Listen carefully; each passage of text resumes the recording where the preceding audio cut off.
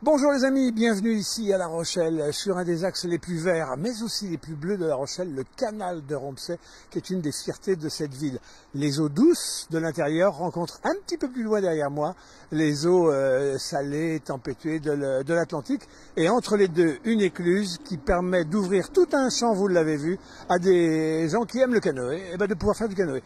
Ce canal de Maran est créé au début des années 1800 pour relier La Rochelle à Maran et relier à Maran, relier Niort ensuite pour le transport intérieur de vin, de sel, etc.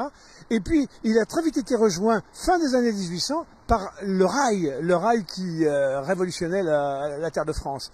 Et la voie ferrée venant de l'intérieur jusqu'à La Rochelle, venant de Nantes, de Maran, etc., passe à bord le canal. Elle a été construite sur les éléments de creusement du canal et ça a servi de soubassement à la voie ferrée. Le canal a été en particulier creusé par les bagnards de l'île de Ré. En tout cas, c'est aujourd'hui une belle fierté. Les joggeurs, les promeneurs, la balade des chiens, la balade sur l'eau, c'est ici que ça se conjugue. Je vous propose qu'on retrouve Charles Dubreuil, qui est l'exploitant de cette base. Il vit au cœur de la nature, tout en étant au cœur de la ville. Envoie Charles Dubreuil. Est-ce que Charles Dubreuil est là? Oui, bonjour. Bonjour messieurs, vous allez bien? Très très bien Charles, si vous voulez nous rejoindre. Alors voilà, on est là ici dans la maison, l'ancienne maison des éclusiers, de cette écluse qui était la dernière avant la mer.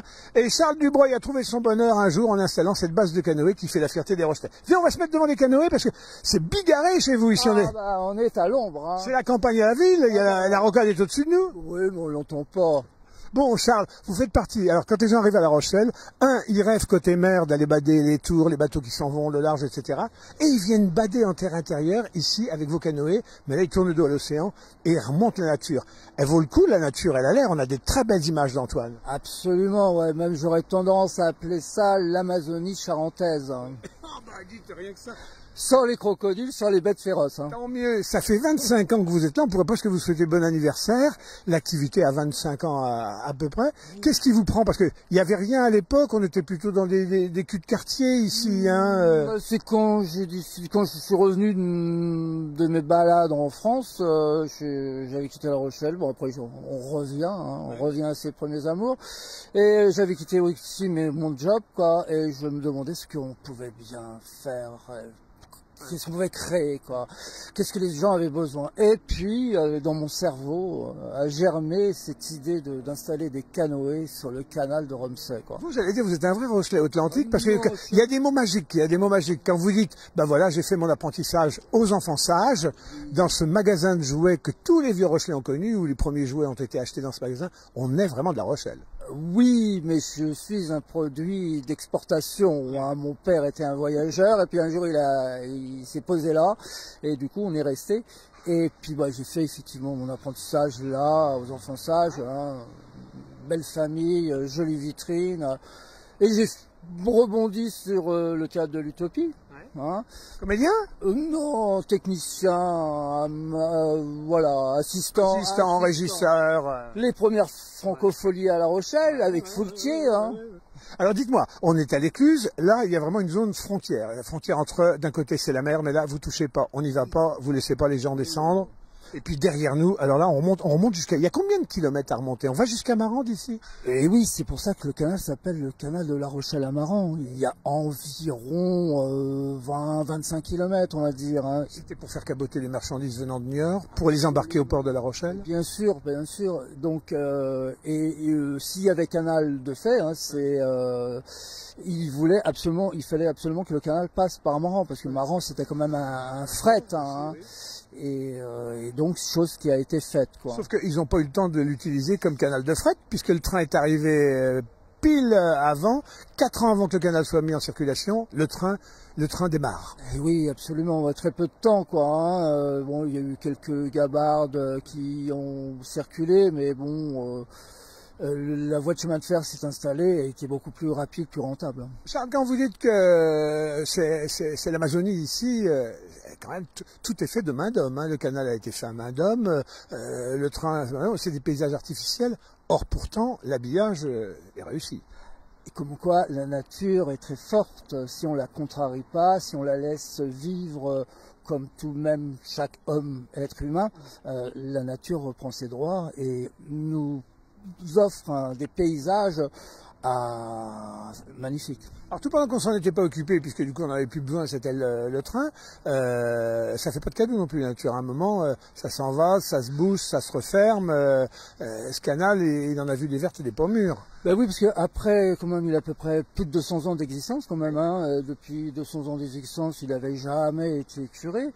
Et enfin, c'est en 2015, des projets qui étaient soutenus quand même par Michel Rejon, Le maire de Périgny. Et d'autres.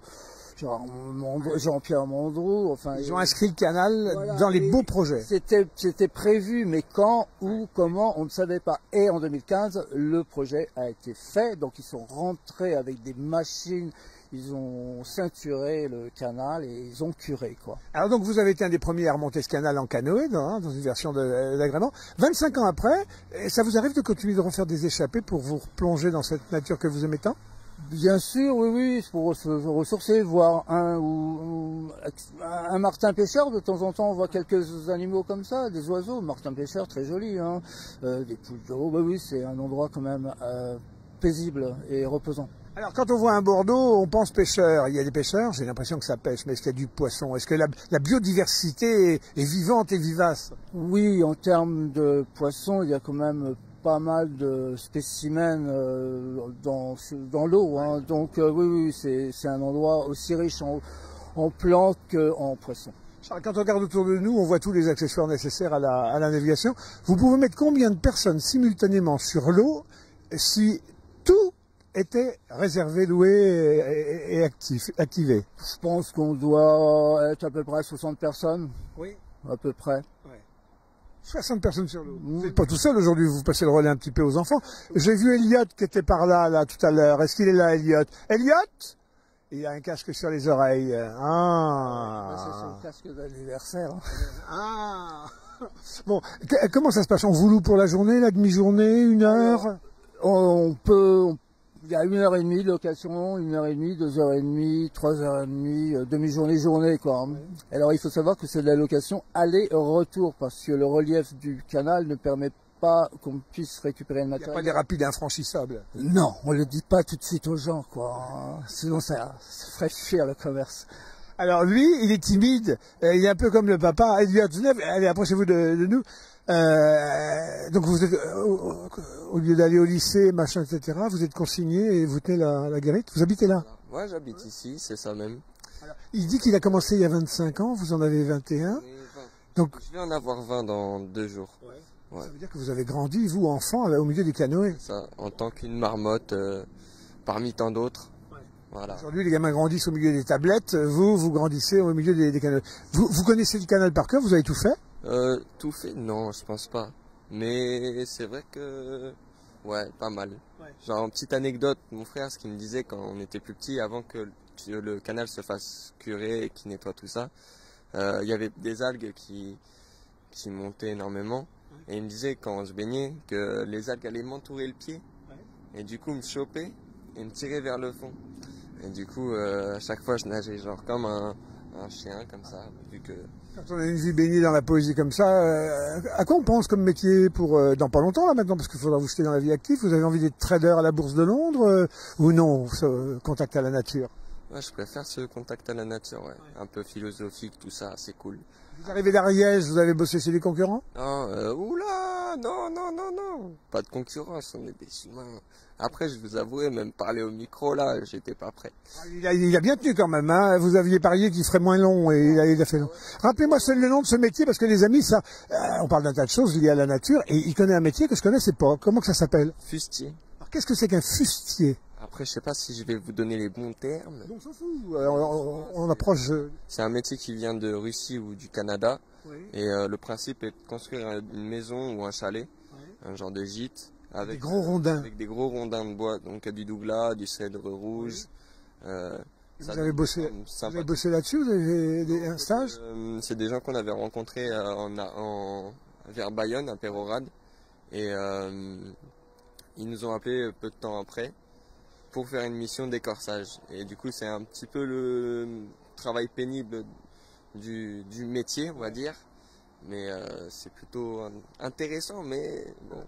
Charles, il a plutôt un bon feeling, là, votre fils, là. Il a été mis sur des bonnes voies, navigables. Ben, ils ont grandi à leur façon. Hein. Ben, oui, ils ont la chance d'avoir une mère, un père, et puis ben, j'ai la chance d'avoir des enfants ouverts, intelligents, simples, naturels. Voilà, à lui et puis son frère, bon, qui va peut-être un de ces jours nous pondre une BD, quoi. À suivre, puisqu'il est dessinateur. Vous voyez, les chiens font pas des chats. Voilà, les amis.